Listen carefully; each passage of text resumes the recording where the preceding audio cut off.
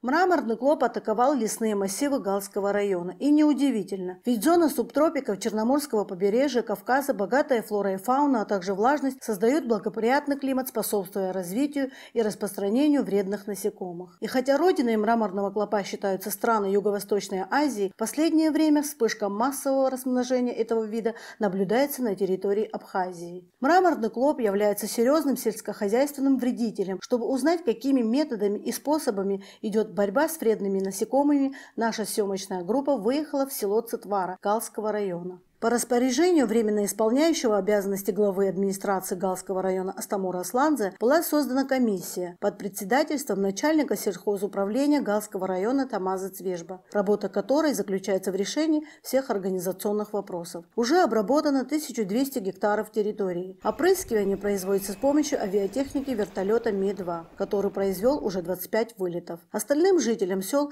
где опрыскивание будет производиться вручную, были розданы лекарственные препараты для самостоятельной обработки территории, сообщил главный агроном района Лери Шония. По словам управляющего сельским хозяйством Тамаза Цвежба, на эту программу для закупа необходимых химикатов Министерством сельского хозяйства было выделено 4 миллиона рублей. Как пояснил заместитель управляющего сельским хозяйством Рамин Чехерия, в 6 селах района около населенных пунктов, где наблюдается наибольшее скопление мраморного клопа, используется наименее токсичный, но высокоэффективный препарат широкого спектра вредителей – димелин. Сегодняшний день у нас имеются препараты, которые мы опрыскиваем.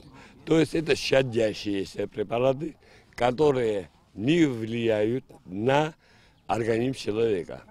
У нас имеется 4 вида различных препаратов, которые мы применяем по сегодняшний день в зависимости от того, где мы находимся. Глава администрации села Гагида и жители сел выразили благодарность за оказание помощи в борьбе с мраморным клопом и другими вредными насекомыми, которые причиняют огромный вред, повреждая орехи на стадии молочно-восковой спелости, приводя к прекращению развития ядра. Сегодня проделывается такая огромная работа по всему Гальскому району. Мне кажется, что этому клопу уже места нету здесь, но все-таки я хочу выразить большую благодарность всем, кто это провел. По Кагиде, по Ганахлебе.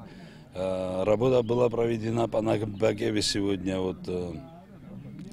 Была работа проведена по Атабая. Я уверен, что это даст свои плоды. И сегодня вся население Гальского района очень радуется тому, что все-таки государство побеспокоился. Они услышали чаяние людей. И мы сегодня решаем их вопросы. Остается надеяться, что урожай, который ранее был под угрозой, теперь даст хорошие плоды. И меры, принятые на борьбу с вредителями, окажутся действительно своевременными и эффективными. Анжела Белава, Бежан Мекава, Борис Цацуа, Кал ТВ.